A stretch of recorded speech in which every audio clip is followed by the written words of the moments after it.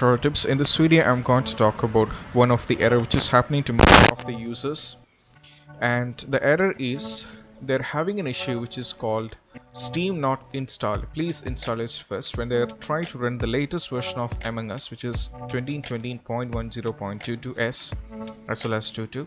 So how to fix this issue up? So if you're having this issue, you don't have to get panicked. All you have to do is follow the instruction. So if you don't know how to, if you're having this issue, what you have to do is you just have to go to the Steam, where I'll be giving a link in the description which will take you to this, and you can go for install Steam and download the Steam and go for installation just like normal. And once after that, try to restart your game, then try to open the game, which most probably fix the issue up.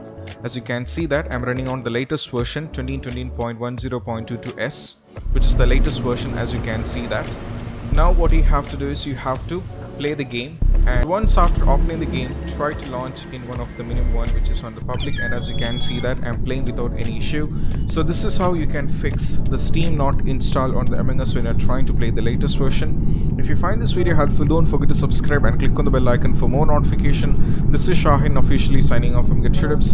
Keep practice social distance, be safe and stay safe.